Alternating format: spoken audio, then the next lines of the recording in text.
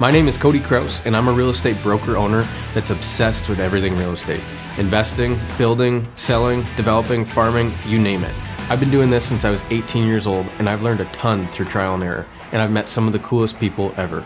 This is a show where I invite these people on to talk about their experiences and mine, plus everything else real estate. Let's go. Hey guys, welcome back to the Everything Real Estate Show. Today I have my good friend Frank Causarano with me, and I'm pumped to have him with me. For anybody who doesn't know Frank, who is Frank? Hey, Cody, thanks for having me. I'm real excited to be here. As I was telling you earlier, this is actually my first podcast appearance. I've been asked a couple times to be on other business. To be your first then. Yeah, I've been asked a couple times to be on other business podcasts, but the scheduling's just never worked out. So you're my first. Awesome. And I'm a husband. I'm a father first and foremost. And Marlene and I have two beautiful young children, Annalise and Giovanni. But I'm also a business person. And they both have beautiful dark eyes and dark hair like their dad. Yeah. And very mom. true. Like their dad. You had it right the first time. Yep.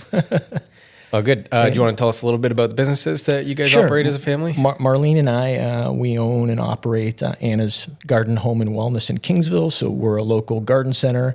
And we've also got a footprint nationally within Canada, shipping plants and home decor and a bunch of our goodies across the country. It's a smaller footprint for us. And recently we started shipping plants in the United States also. Oh, cool. Which is brand new for us. And we're doing some private label plant packaging for like bigger distributors. Yep. More brand names.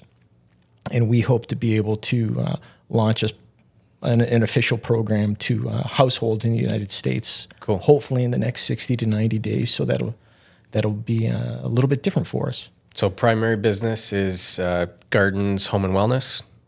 Fair to say? Yeah. Yep. Yeah. We're a seasonal garden center. And then you're expanding that a little bit into the States. And then you guys tackled something else in the States recently too, eh? Yeah. A couple of years ago.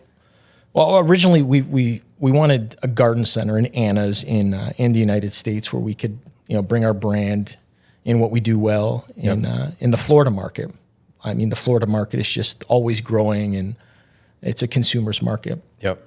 So originally we were targeting a garden center that we could buy and start to scale up into the Anna's model, and that just hasn't happened yet. We've come close. Is it heavy in competition? Is that why, or is it just locationally you haven't nailed it down? There's been some competition for sure. Yeah.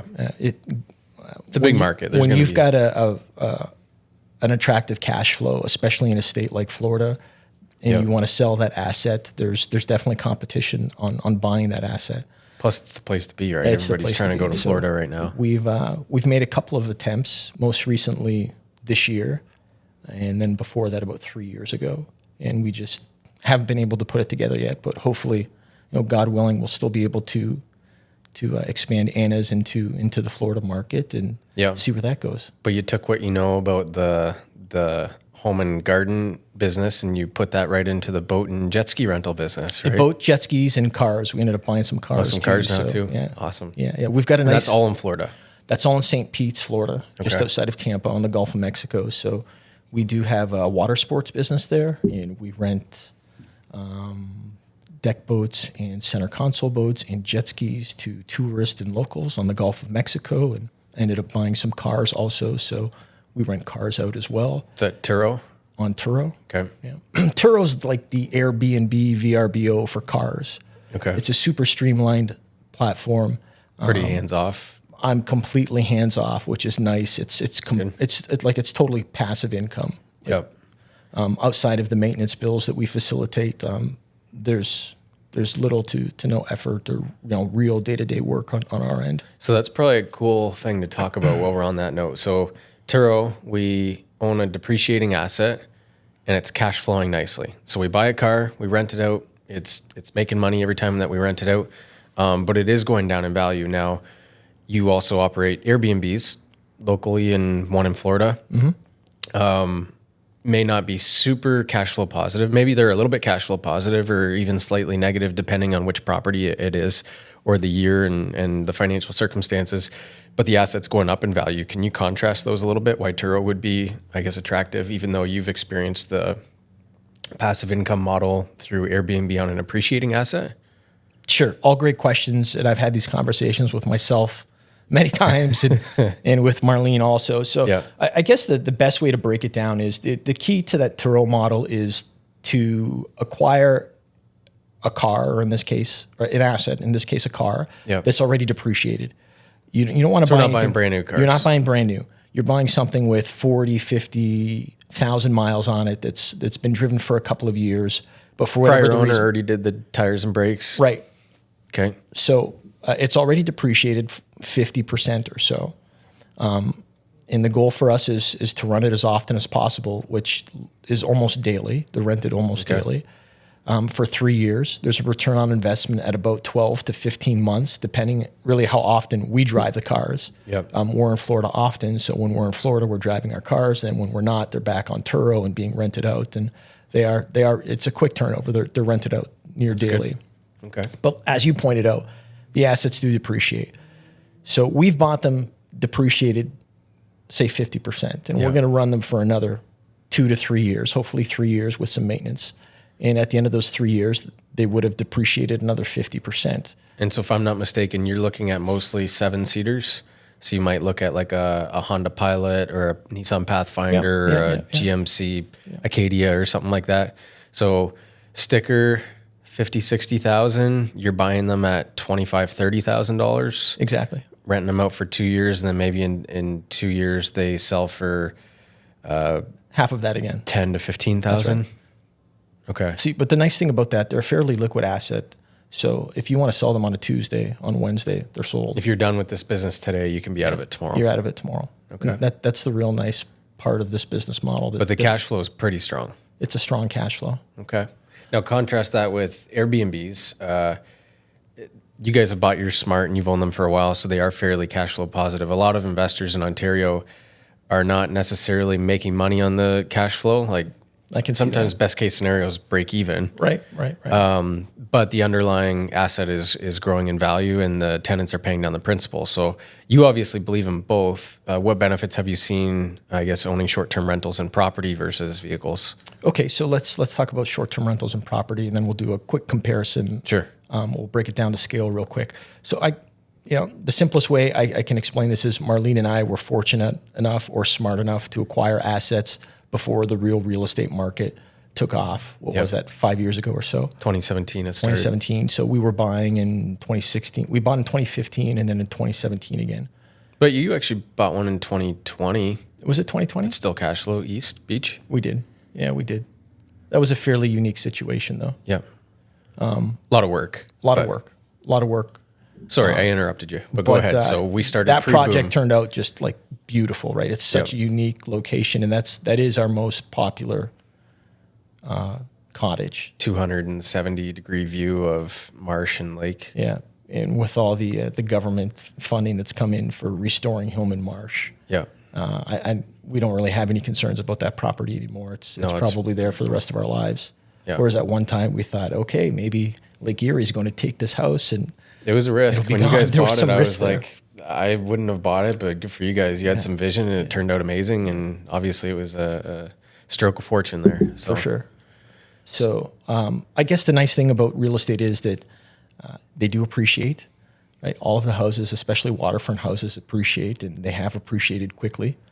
And we've been able to leverage that appreciation and pull out equity in those houses and do other things with that equity, which has been real nice. To help buy another business or to help buy another rental. Yeah, to facilitate something for sure. Yep. So, like, I guess the ideal scenario is landlord, you always look at it and go, okay, well, my mortgage is probably going to go down over time and the value is probably going to go up over time. So if I put a tenant in the house, then ideally they pay the mortgage while it goes down, value goes up. And then at the end of my life or the end of my working life or whatever, I have a paid for asset and it's great and it's gone up in value. That used to be a lot more attractive in Canada than it is now. Landlord tenant boards. Oh, I know. Tell me about it. A little difficult. So I imagine that's probably part of the reason why you're looking at Florida now, or is it because of taxation? Is it because all of the above? Yeah. Yeah. When we got that love letter from CRA, what was it, last summer or last spring? 66% capital gains on corpse. And then, asking you or forcing you to disclose how many houses you have under corporations and which corporations. It was Are they vacant? Are they being utilized? What's going on with this? Yeah. Right. So inevitably, whether it's the Trudeau government, and I don't think it would be the Conservative government, but You can see the foundations there, and Yep. I see additional homes, whether they're income properties or secondary houses, being a luxury, Yep. and probably on the luxury tax list, along with capital gains and potentially even higher taxes on the revenue that these assets are bringing in. So Yeah. The luxury tax is crazy. I was talking It's to a friend crazy. the other day. He sells cars and he goes, I got a Z06 sitting in our showroom right now, a Corvette. Like, you used to think a Corvette, like, really cool car, 80 grand, right? Like, kind of expensive, but not like good value for a sports car. He said a Z06 sitting in his showroom right now with luxury tax and HST included, $276,000. oh my gosh.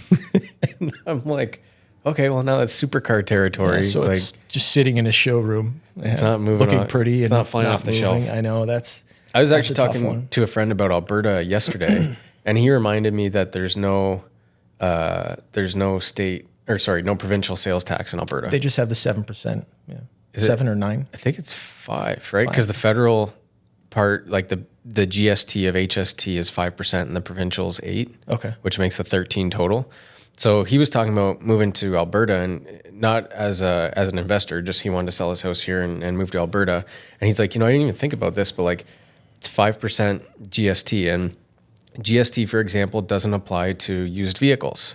So in Alberta, you buy a used truck, you pay no tax on it because the GST was already paid once. It's already been paid. And here That's in right. Ontario, we're like, oh, we'll just pay just pay it again. 13% on Sure. it every single time it sells. And I think that's why a lot of people are looking at Florida, because Florida, no state income tax. Like, imagine if we didn't have a provincial income tax. I don't know what their sales tax is like, but I think it's closer to 6% total. It's if I'm not federal mistaken. tax 7%. Was a federal tax 7? There's a Okay. federal tax of 7%. And then no state sales tax. Nothing. So, I mean, okay. Alberta looks pretty good compared to Ontario. It's a completely different model down south. Like Yeah. it just, once you're in that model and you see what's happening, it's completely different. And then, if I'm not mistaken, there can be some advantages where if you want to become a U.S. citizen or start that process, buying a business in the United States can help fast track that. For sure. So we're in that process right now. We're 80% through in our E2 visa applications. Okay. And that's then- basically expedited citizenship because you're investing money in the country. Well, step one would be to allow us to collect a paycheck legally and pay taxes. yeah. And then once that's through, that opens up the doorway to citizenship on an investor's visa, through an investor's visa. That's cool. So I'm not saying that's where we'll be one day, but we definitely want options because we see the same things that you do. It's just Yep. we're not completely comfortable with what's happening No, options are a good thing. in the landscape of the country as a whole. Yep.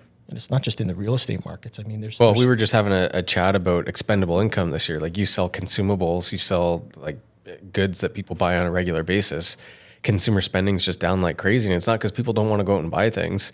It's because the inflation compounded by the increased taxes on everything. It's expensive to live in 2024. unfortunate and expensive. That's right. It's daily life is hard right now Yeah. for a lot of people. And it really doesn't matter what the size of your paycheck is. You live relative to that, and at the end of that pay period, whether it's a week or a quarter of a month, what's left in your account, right? There's just Less and not less a lot every year. of less and less every year, right? There's Yeah. just not a lot of disposable income right now for a lot of people, and we're not okay with that. So Yeah. we're looking for options, whether it's cash flows within Canada, within the industry, diversifying our model a little bit within Anna's. We're looking for American income. We're looking for American households, and and a lot of the same positions we're in, they are also in, but they have a consumer's mindset, and they're just conditioned to keep buying something. Yep. Whereas Canadians think a little bit differently, and they're a little bit more conservative with their wallets. Yeah. Americans will spend a little more freely. So bring it back to real estate. We have a few upcoming episodes, and we're talking a lot about commercial. And one is with a commercial landlord, and one is with a commercial owner operator. Okay. So I would say that you guys are almost like a agricultural / commercial owner operator. Mm-hmm. So you own the farm that you're operating your Anna's flower business out of. What are the benefits of owning where you operate out of versus leasing that space from a landlord? Can you speak to that a little bit? Why do you own the buildings that you operate your business out of instead of leasing them? Why do we own them versus leasing them? in my mind, it just makes more sense to own for the long-term plan. Like everybody has a short-term plan, and you put a plan in place and hope that you can execute. And sometimes you miss, and sometimes you exceed the plan. But from mapping things out long-term, it's always better to own an asset, especially at the rate that our dollars are depreciating and devaluing. Yeah. Whereas assets hold a little bit of value and appreciate in most cases. So I guess my thought is, let's say I'm opening a business, I sign a 3 to 5 year lease, and let's say I'm paying $3,000 a month. So $36,000 a year is going to my landlord. Benefit is I can write off $36,000 of income against tax, but I don't have an asset to show for it. So maybe I wouldn't be able to buy as nice of a space as I could afford to lease, but I own something at the end of it, right? And so the trade-off can be that sometimes you can't scale your business as quickly because you're trying to float the asset that's housing the business. Your money's tied up. Is there a benefit sometimes to not having the ability to pump things up like crazy, throw all your money into the business because you got to keep paying for the underlying asset, the dirt that it's being housed in? Is there a benefit? I guess the only benefit I could see would not having your cash tied up in that asset. Making you exercise patience. Yeah, there you go.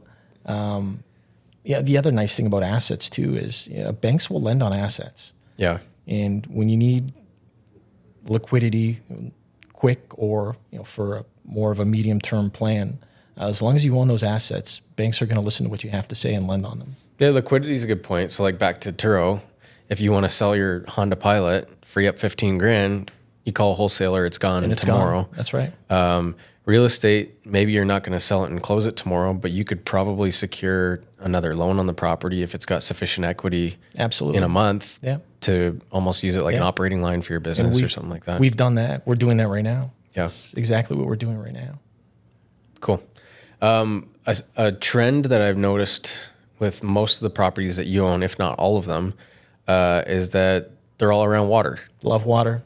You want to speak to that? I want to see water every day of my life. Yeah. So it's a Frank loves water thing is what it is. Frank, Marlene, and the kids love water. Yeah. Okay. I think better around water. We're happier around water. It's just, it's our zen. That's where we want to be. So location. Yeah. Usually water's that spot for us. Tier. For some people, it's the mountains. For others, it's the big cities. For us, it's the water. Yeah. And we've been fortunate enough where all of our assets have really appreciated because they've been on water. Yep.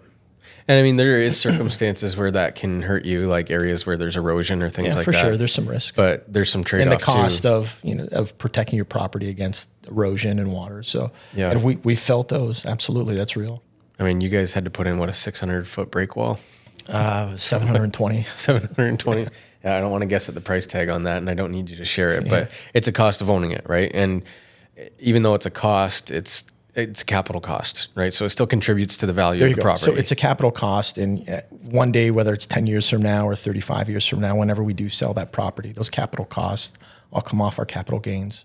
Yeah. And with capital gains moving in the direction that they are, right? Yeah. The more capital costs you can incur and cash flow through your corporation, it's safe. Yeah. So we're comfortable doing that. Yeah.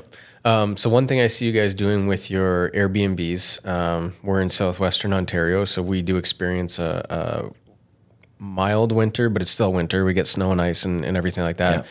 So I typically see you guys renting them probably minimum 1 week when you're Airbnb-ing and Verboing, spring through fall, and then over the winter, 4 or 5 months, you guys are going to month rentals.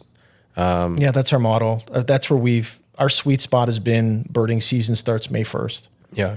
So from May 1st until usually October 1st. And for people who aren't familiar with Point Pelee and birding. Good point. What is bird season? Yeah. So bird season is Point Pelee is the most southern point in Canada, right? Yeah. It's a national park. And I think the last statistic I saw was something like 250,000 people went through the doors of Point Pelee. I could be wrong. Somebody might want to fact check that. And way more people are interested in observing birds than you would ever think. Than when you would ever think. It's a big market, and we've had people, and I kid you not, like we've had people from as far south as Texas, as far east as Halifax. Yeah. I don't think we've had anybody from British Columbia, but we had 2 couples from California this year. and it's all because of the national park. So interesting. It's right in so our backyard interesting. and we It's this forget little about like it. micro environment that you, not to say we take it for granted, but because it's always been there, maybe we don't pay attention Yeah. to it like others do. But Point Pelee is a big draw, and it props up. You know what? It probably props up the entire short-term rental market and hotels and Yeah, and in really Leamington, we could probably Kingsville, use Colchester. a lot more hotels, and in the lack of those Airbnbs. Yeah. And Yeah. I know there's a lot of talk with the municipalities right now. So locally, I believe Lakeshore made short-term rentals illegal, but doesn't have a vehicle to enforce that. That's what I've heard. Essex is now licensing theirs, which is essentially we're going to make you pay for an annual electrical inspection, and it's a money grab. And I say money grab because it's not benefiting anything, right? It's not saying, well, now all the Airbnbs are safe and they're all really good quality and they're all getting along with the neighbors or anything like that. It's just, okay, well, people were making a stink, so we tried to do something about it. So we're going to make landlords pay if they have an Airbnb in our township. I don't know if Leamington would do that, though. I know Kingsville's looking at it right now. But I think because of Point Pelee, there is a clear need for short-term rentals, and there's always going to be, and I don't know if they'll be able to govern or limit those. Maybe you want to speak to that is what is the viability of the industry under increasing government Regulation and Yeah. and fees. What's the viability of it? It'll be very difficult for somebody new to get into the industry, and it might even be difficult to sell your rental or your asset as a cash flow. Yeah. The cash flow is probably going to be devalued when you are bringing it to market and trying to sell it. So when you guys you just took 50% ownership of a short-term rental in Florida. We did. Congrats! I love that place. I've been there. Love it. Thanks. When your partner was originally buying that asset, he was explaining to me that community by community, I don't know if it's homeowners association or however it works, but short-term rentals are allowed in some neighborhoods and not in others. And then there's other communities where they're actually short-term rental only neighborhoods. It's a really interesting microcosm. So those HOAs, homeowners associations that are by neighborhood, some of these neighborhoods just have property management companies for that neighborhood. And there's somebody on site, Garbage pickup, all of it. It's landscaping. It's such a unique model that's happened, and it's not just happening in houses in Florida. It's happened with cars. It's happened with children's play equipment and beach equipment for kids, and all of these platforms are talking to each other. So you can literally in some scenarios, rent your house, rent your car, your kid's car seat, the sand toys and bathing suits and boards and all that. People are renting beach toys. People are renting beach tours. Yeah. We've had people, it's unbelievable. I know. Yeah. And they'll bring it right to your car at the airport and leave it for you and in a little lockbox and stuff. During COVID, my sister started, what did she call it? A bohemian beach.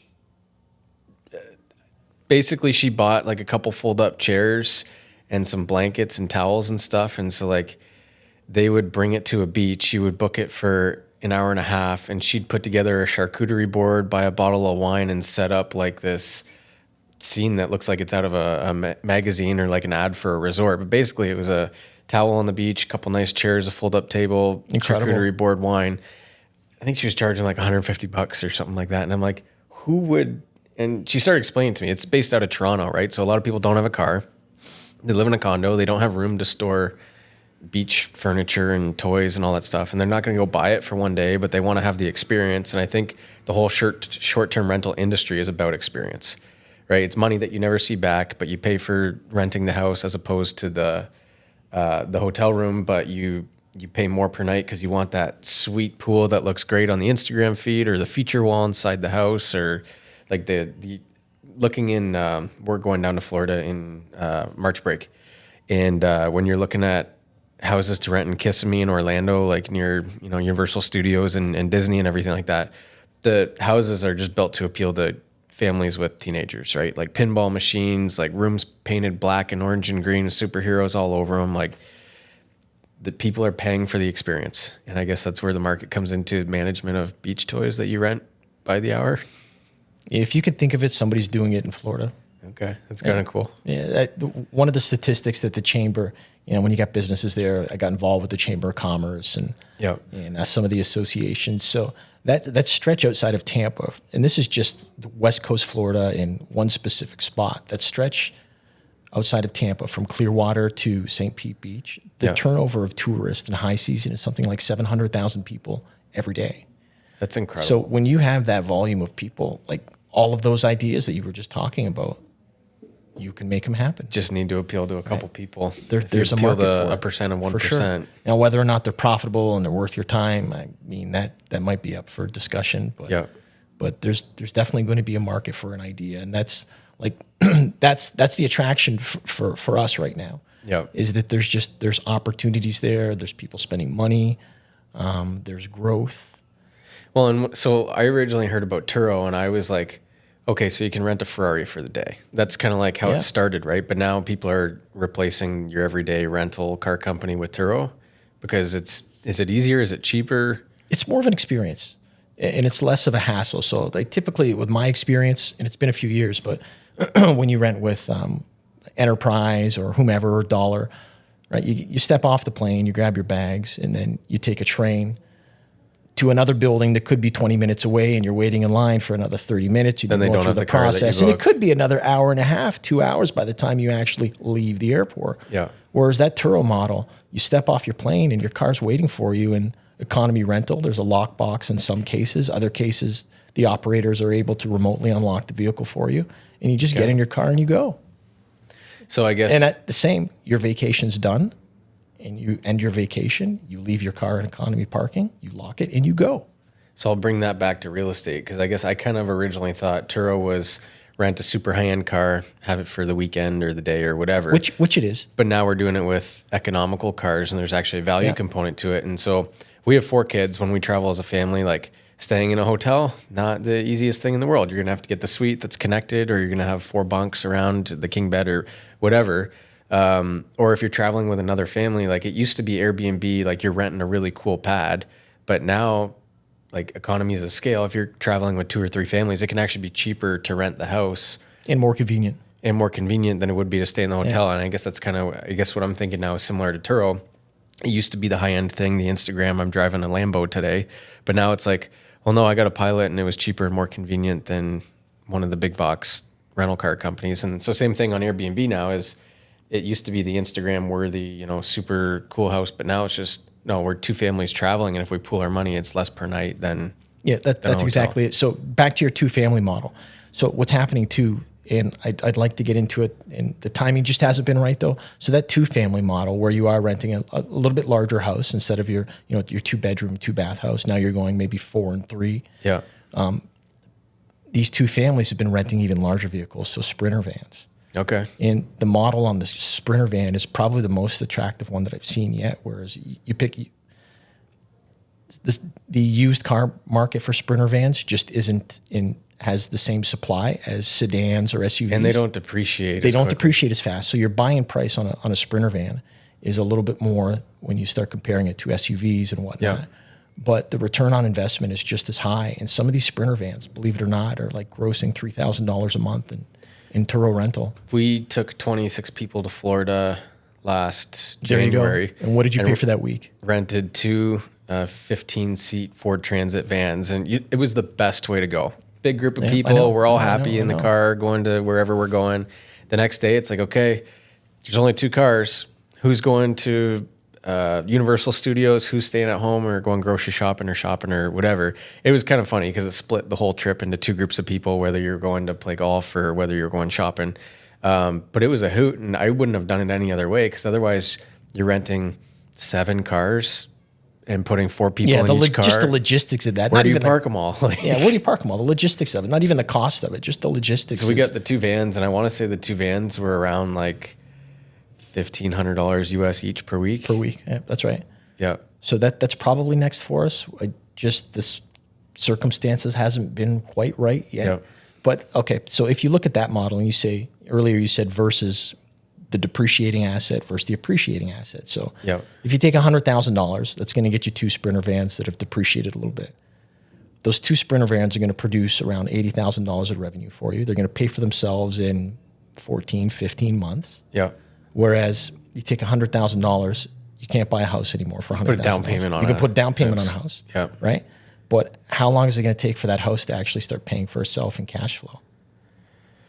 Honestly, to buy anything right now, and like we'll assume that you have $100,000, so maybe you're using $20,000 for closing costs. In Florida, when you buy a house, they typically come furnished. In Canada, it's not necessarily the same. So $20,000 for closing costs, land transfer, whatever stuff that you have to fix it up. Yep. So you're probably putting $80,000 down, and if that's 20%, you're buying a $400,000. Buying a $400,000 home, right? With a $320,000 mortgage on it. Yeah. And it's going to take you, if you don't expedite the mortgage payments, 25 years. 25 to pay years that to house pay off. off. So when you start breaking it down like that, just a real round number, $100,000, your $100,000 investment in 2 Sprinter vans and the Turo model is going to start paying for itself in about 15 months. Yeah. Whereas you compare it to the asset of a home, and the cash flow is a little bit nicer on the Turo model. Yeah. And so I guess if you compare it, the lifetime of that Sprinter van, once it gets to the point where you're servicing it so much, it's out of order more than it's in order. So maybe you run them for 3 years. It's probably year 3. So they're paid for in 15 months, but then you're probably taking them out of service after year 3. So you have like a really good 18 months. You do. With them. Of profit. And then you're getting next to nothing for them. Maybe Well, you get 20, I wouldn't 20 say grand. that. You're probably going to put it back on the market and you're going to get $20,000 for Some a vehicle. business will buy it That's for right. 20 grand or something like that. Yeah. But the house, if we own it for 3 years and we're bringing in, say $5,000 a month in short-term rental income, $60,000 a year, probably 40 of it's going to carrying costs and mortgage payments. Some of that's equity through principal, some of it's interest. But then you're probably paying a management company to be hands off like you are with your Turo model. Yeah, and then absolutely. you're paying the platform that booked it, whether it's Airbnb or Vrbo. So let's say net zero. That's actually a pretty good year if you were buying It's probably accurate, net zero. net zero. But in 3 years, you still have your full $80,000 that you put in, plus what was paid down on the mortgage. Let's say that you're paying down an average of, I don't know, $8,000 a year in principal, something like that. Call it $6,000. You're paying $6,000 a year in principal. So we've paid down $18,000. And if it's appreciated 3% a year, which is low, sometimes we see 0, but sometimes we see 10. On average, if you take out, like we were talking about, when did the market start exploding? It was 2016, 2017. But if you looked at the 5-year stretch from 2011 to 2015, when we were recovering from the financial recession here, especially affected because of Detroit being across from Windsor, the average rate of appreciation for homes was 5% a year during that time. So even if this home only appreciated 3% a year, 400,000 times 3%, so $12,000 a year for 3 years is $36,000. So I might have paid down $18,000 in principal, maybe appreciated by $36,000. So I got just over 50, plus my original down payment, which was 80. So now I'm at, $130,000. If I was to sell the asset, I'm probably only going to net 100 from the sale by the time everybody gets paid, and capital gains and closing costs and commission and lawyers and all that fun stuff. But I could keep it and refinance it, which you can do. You can pull better equity option. out of that asset a couple of times. I'm not going to keep the Sprinter and then No, you're refinance not. the Sprinter to buy another Sprinter. you're not. So they're different. They're different, but they're both good investments. So do both. You're not going to That's advocate where for we're one at over right the now. other. That's where we're at. We're going to do both. They're both good investments. They really are. From the outside looking in, like, we were Turo users for 2 or 3 years, and we rented family vehicles. For our anniversary, I rented a Ferrari and surprised my wife with a Ferrari for the weekend, which was like $400 for the weekend. It was super affordable. That's crazy. Yeah. But from the outside looking in, I had always thought these are depreciating assets. How are these guys? How are they making a business go of it? And then we do a little bit of due diligence, and you start talking to people and realizing how the system works. Yeah. And insurance is a real plus with Turo too. The onus is on the renter, not the owner. They got to use their personal car insurance. Well, they insure through Turo. Oh, okay. So Turo insurance is really affordable.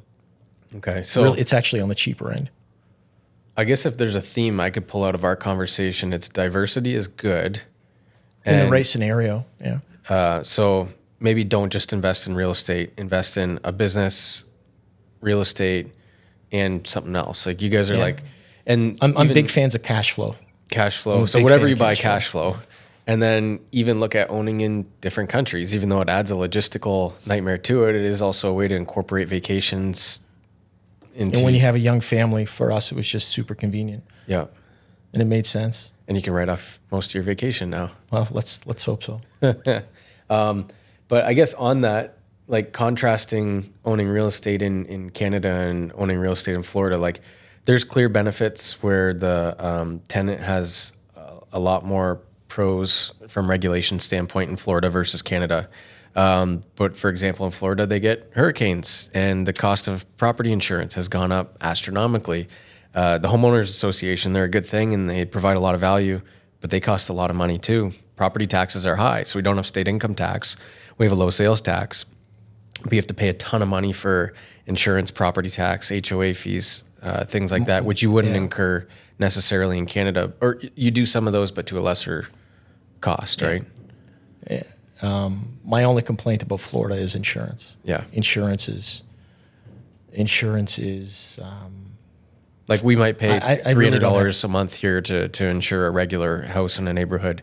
Are you paying $1,000 in Florida? Oh, just for your wind insurance. Okay, so you might. And then there's flood, and then like content. $15,000, $20,000 annually for insurance. It could be that in some cases.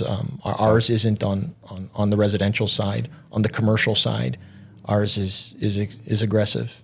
The liability is probably crazy. You're renting out jet skis. Like someone who doesn't regularly operate jet skis or boats and comes and rents one of your boats. Like, well, there is a screening process for that, and okay. We've been able to fine tune the commercial model on our rentals a little bit, in the sense that we pass some of the insurance on to customers now. So there's a booking fee for your product. Kind of like Turo, yeah. Okay. There's a booking fee for your product and your service that you buy from us. And then on top of that, we now issue an insurance fee that actually, it's a good program because it does give the renter insurance for the day while we're on that vehicle or vessel. Okay. So if there is an accident, minor or major, they do have coverage.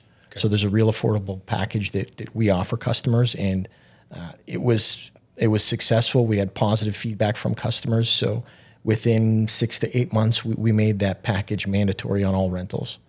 So I think the fee is $39. So for $39, you have liability insurance up to $3,000. Plus, I mean, the way it works in the States, if I rent the boat and I'm the operator and I screw up and someone gets hurt on that boat, everybody gets sued. There could be huge implications on the operator too, right? Yeah. Okay, so a couple themes I guess I'm pulling out of this is buy assets that cash flow. 100%. Invest in businesses, real estate, whatever, diversify geographically, industry, everything like that. What else would you give as advice to our audience here? If someone's looking to get into real estate investing, if they want to own a business, like how would someone get started in analyzing business sales in Florida? Hey, I want to go to, like, any advice you could give to the audience here? I think people for find sure. that interesting. So like on our list to identify like what would be attracted to us. Yeah. It didn't necessarily need to be a garden center. A few of our check boxes were, is there a team in place? Can the business have the potential, if it's not already, to be self-managing? Yeah. And that comes with a good team. So generally when there's strong roles in place, strong people are attracted to those strong roles. And once that's in place, then there's opportunities in that business, especially for growth. My experience is when we have been looking at businesses specific to Florida, and it probably the case at home too in Ontario, the baby boomers are retiring. And a lot of the baby boomers just didn't adapt to technology the way our generation did. Yep. So some of them, operating systems or the marketing platforms or the internal team tools, they just don't exist. And that's where opportunities for efficiency within the business or business growth exist. So like year one, we saw 30% growth in the business when we acquired it. And we brought down like our overheads, probably all of 35% as well. Wow, so our huge. operating overheads, we decreased. We grew the business, and we'll probably do another 20 to 30% of growth next year as well. So you must be a pretty expert delegator to grow a business that's operating in Florida while you're living in Canada, Yep. raising a family and running a business here too. I love delegating and simplifying. If I can simplify a process in a business, that made my day. Cool. Yeah. If So by 10 o'clock I've simplified something in a business, the rest of my day is perfect. So are you the visionary or are you the process, like the integrator? Marlene's the process. I can simplify the process. She's good at multiplying a process. I'm good at simplifying a process. So we work hand in hand there, but I have more of the vision, and then she's more of the hands-on, and how is this going to flow, and what does the checklist look like, and who's doing what. Yeah. All of those front stage things, my wife is great at, and then the backstage stuff is usually more of my territory. Cool. Well, I think that's a good place to end it. I hope that everybody got something out of today's episode. I know I definitely learned a lot. I didn't think we were going to talk that much about rental cars. Oh, I know. Me too. I think it's a good name for the episode. What's better, rental cars or rental property? Yeah. But the real answer is neither's better. One's not right. One's not wrong. I think they're both equal. Look for value. Look for cash flow. That's right. Cool. Well, thanks, Frank. Appreciate it. Love being here. Thanks. All right. Thanks for listening to the show, folks. Please keep in mind that this show is not offering legal, financial, or accounting advice, but rather opinions and experiences in the world of real estate from the host and the guests. If you're enjoying the show, please rate, review, and share with your friends and colleagues. And if you think that there's someone that needs to be on this show, please feel free to connect them with me. Or if there's a topic that should be discussed, feel free to let me know. Thank you so much, and bye for now.